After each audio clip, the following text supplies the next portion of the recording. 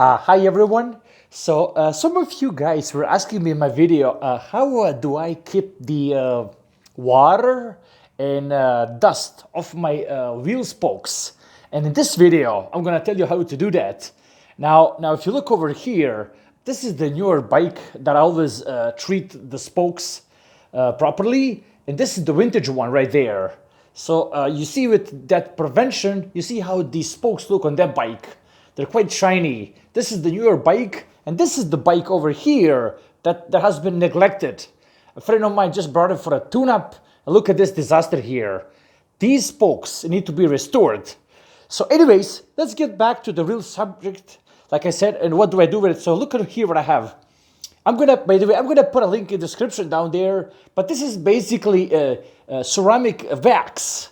So this is gonna be a little bit pricey, but if you guys don't have anything in your house, just go get some regular wax for your car.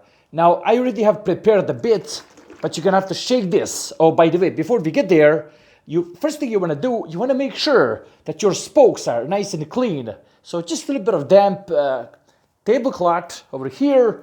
It's gonna go the long way. So let's focus on this thing right here. So you wanna make sure that the spokes are nice and clean.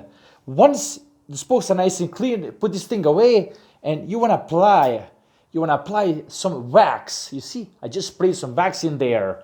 And look now, I'm gonna just go like that. Now, what this will do, this little bit of dirt here, I haven't cleaned here. I cleaned this section just so I can show you for the video. So what you guys wanna do, you wanna go around the whole wheel and do this. So when you're going down there, when you're going out for a ride, what's gonna happen as you ride your bike, the dust is gonna get rid of, the wind is gonna push that dust out.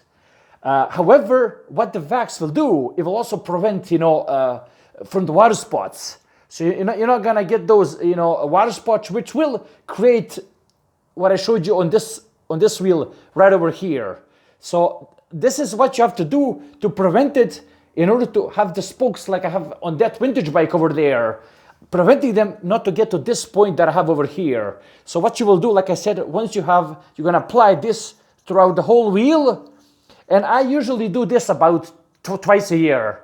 So twice a year, and you'll be more than happy to, get these spokes looking like that vintage bike, even though it gets ridden occasionally. Hopefully you found this useful. Like, subscribe, and take care. Bye-bye.